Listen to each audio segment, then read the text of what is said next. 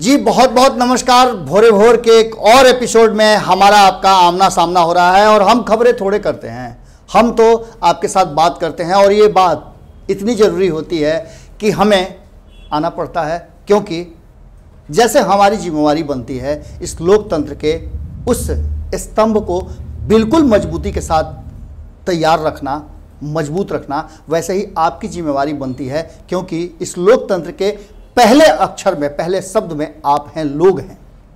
हमारी आपकी जिम्मेवारी यहाँ से शुरू हो जाती है, क्योंकि बिहार में नई सरकार की सुगबुगाहट हो चुकी है। चुनाव होने वाले हैं और चुनाव आयोग बहुत तेजी से अपनी बातें रख रहा है। इसका मतलब है कि हो सकता है कि आजकल में चुनाव आयोग कोई घोषणाएं कर दें, तो आपकी जिम्मेवारी बड़ी हो जाएगी और बिहार में एक नई सरकार की कवायद शुरू हो जाएगी।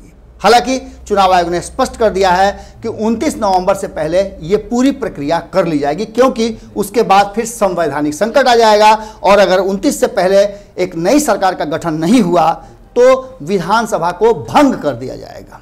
ऐसे में राष्ट्रपति शासन लागू हो जाएंगे।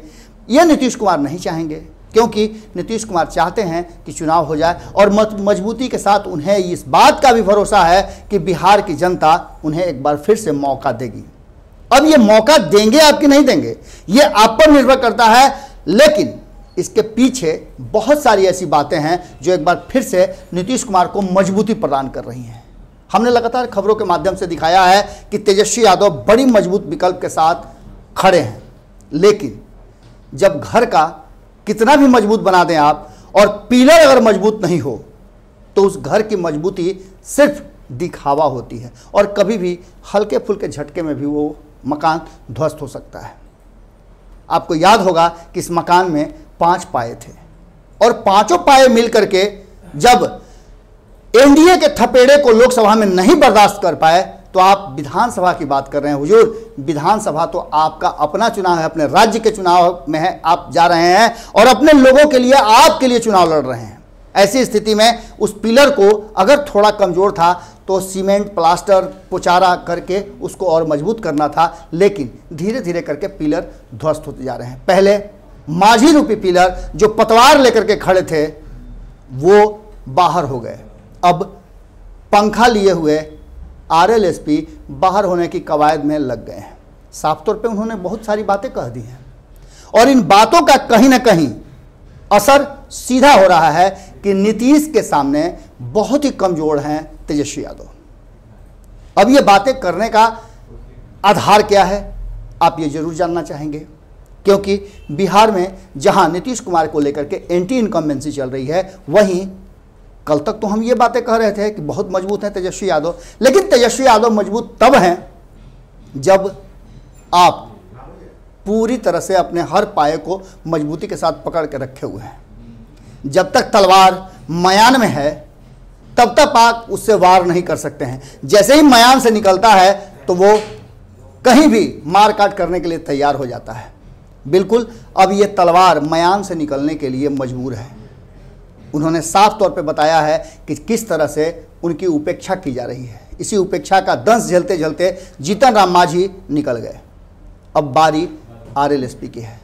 हमने खबरों के माध्यम से आपको बताया है कि आरएलएसपी कितना ज़्यादा चिंतित है। जो चेहरे हमने आपको दिखाए थे आज से 5 दिन पहले उपेंद्र कुशवाहा के, उस चेहरे में सब कुछ बयां हो रहा था, मुंह से कुछ शब्द निकल रहे थे, जो शब्द भी तस्दीक कर रहे थे कि उनके चेहरे के भाव ये बता रहे हैं कि वो अपने लिए एक नया कुनबा खोज रहे हैं। और कुनबा खोजने की ज़रूरत क्या है हुजूर, बिहार का चुनाव है, कई ऐसे गठबंधन के साथी हैं दोनों तरफ जो कहीं ना कहीं सरफोकेशन फील कर रहे हैं। सरफोकेशन की बात आई तो कहीं ना कहीं ये सरफोकेशन भारतीय जनता पार्टी भी फील कर रही है और भारतीय जनता पार्टी तो दंश भी झेल रही है कि नीतीश कुमार के सामने 15 सालों में वो इतना भी खड़ा नहीं हो पाई कि एक मुख्यमंत्री का चेहरा दे पाए। इतना मजबूती 6 साल से केंद्र में सत्ता में है, उसके बावजूद भी नहीं दे पाई। इन सब बातों को लेकर के अब एक नई कवायद शुरू हो गई है। आपको याद होगा कि जैसे ही उपेंद्र कुशवाहा ने हमसे बातें की थी, उन्होंने साफ तौर पे कह दिया था कि देर हो रहा है। उन्होंने साफ कह दिया था कि हमारी बातें हो रही हैं पर वहां नहीं हो रही हैं जहां होनी चाहिए। उन्होंने साफ कह दिया था कि तेजस्वी यादव कि एरोगेंसी महागठबंधन को लेकर डूब जाएगी। जगदानंद सिंह से बात करने का जो सिलसिला शुरू हुआ था उससे वो संतुष्ट नहीं थे, क्योंकि कमांडर की कमांडर से बात होती है, न कि सिपाही कमांडर से बात करेगा। जगदानंद सिंह को जहां आरजेडी ने अधिकृत किया था, वहीं उपेंद्र कुशवाहा ने भी अपने लोगों को अधिकृत करके प्रयास किया था कि किसी तरह से यह कोऑर्डिनेशन बच पाए, बन पाए।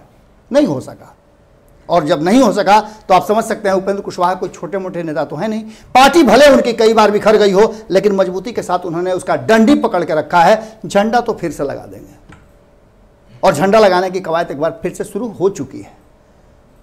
जो भी लोकसभा चुनाव के पहले हुआ उसकी पूरी विस्तृत जानकारी हमने आपको दे दी थी।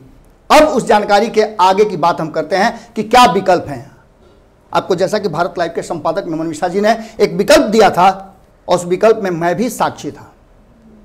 वो विकल्प था कि क्या एक तीसरा और मजबूत विकल्प जिसकी बात कर रहे हैं उपेंद्र कुशवाहा, क्योंकि उपेंद्र कुशवाहा ने तब महागठबंधन को संभाला था जब तेजस्वी यादव 3 महीने तक गायब हो गए थे। लोकसभा चुनाव के बाद उन्होंने कहा था कि वो इलाज कराने जा रहे हैं, और इलाज के बहाने या जो भी हो सच्चाई इसमें 3-4 महीने तक विपक्ष का कोई नेता नहीं था। तब कहीं ना कहीं एक बड़े विकल्प के रूप में, बड़े धड़े के रूप में तेजस्वी यादव के पीठ पर खड़े नजर आए थे उपेंद्र कुशवाहा। उसके बाद वीआईपी आई, उसके बाद हम आया, उसके बाद कांग्रेस आया। उन्होंने कांग्रेस पर भी टारगेट किया है कि मैंने कई दौर की बात कांग्रेस से करने का प्रयास किया था। मैंने कहा था कि देश की सबसे बड़ी पार्टी है, आजादी आपने दिलवाई है, एक आजादी बिहार की जनता को दिलवा दीजिए, क्योंकि बिहार की जनता बड़ा कष्ट में है। न तो यहां दवाई है, न यहां पढ़ाई है, न यहां सिंचाई है, और न यहां कमाई है, तो फिर कैसा बिहार। 15 साल से नीतीश कुमार खखोर खखोर के इस बिहार को बर्बाद कर रहे हैं। आप समझिए कि सड़क बनाने के लिए यदि मिट्टी कोड़ने की बात हो तो कितना कोड़िएगा। ऐसा तो नहीं कोड़ दिया कि समुद्र तालाब बन जाए, उतना ही कोड़िएगा जितना से कि सड़क आराम से बन पाए।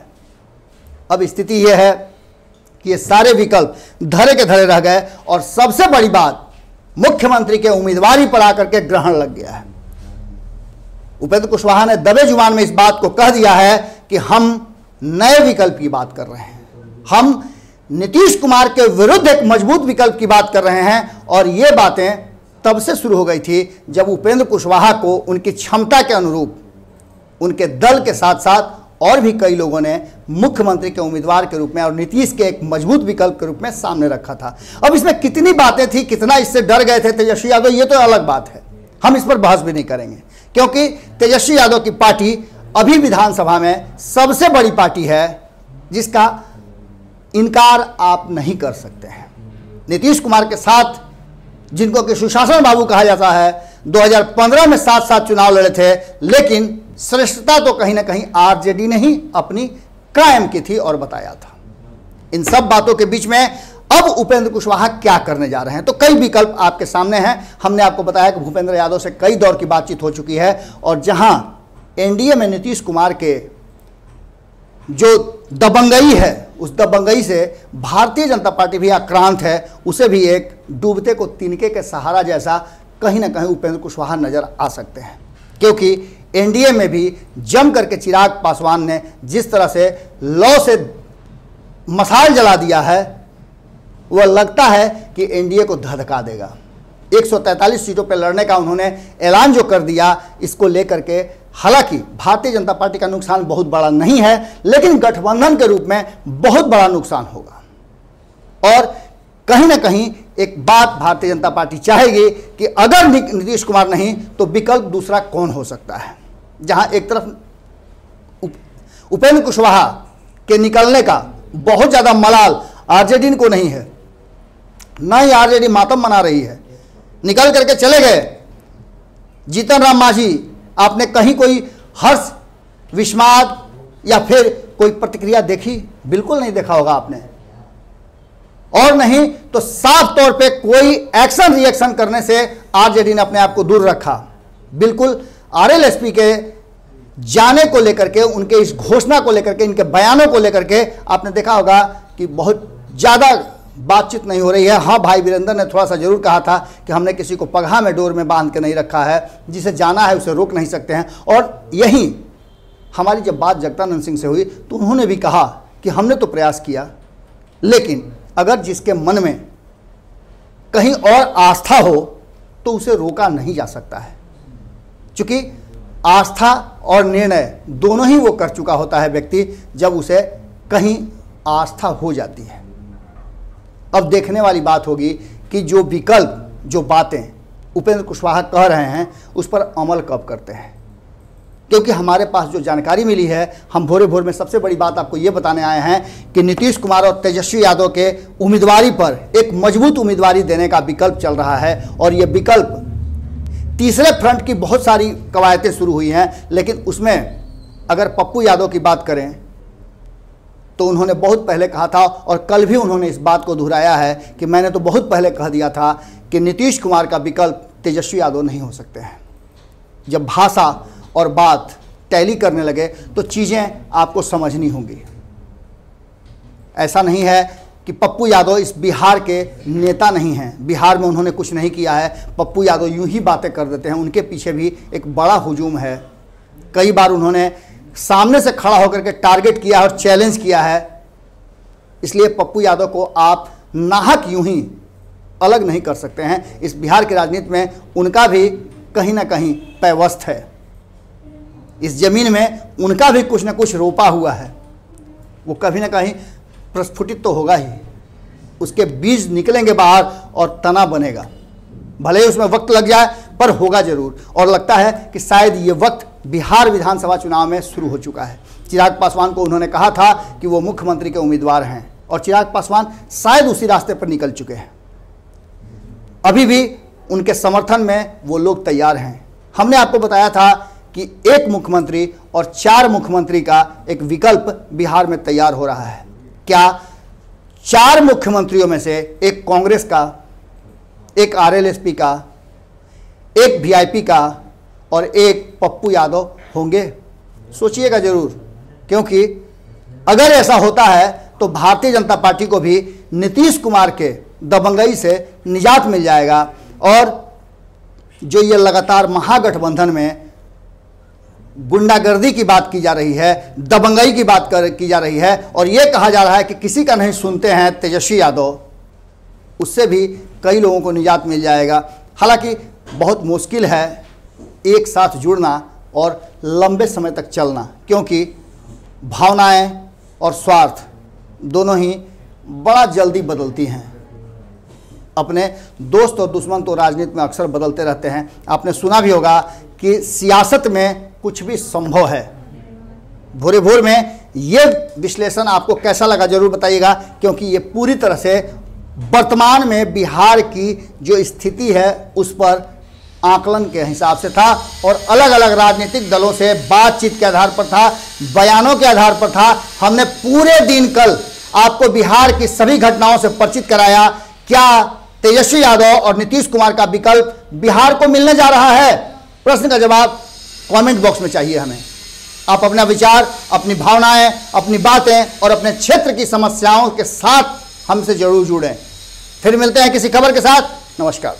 बढ़ाएं अपना कदम सक्सेस की ओर शिखर करियर इंस्टीट्यूट के साथ। शिखर करियर इंस्टीट्यूट पूर्वी भारत में एकमात्र कोचिंग संस्थान जो एक्सक्लूसिवली है मेडिकल एंट्रेंस एग्जाम के लिए।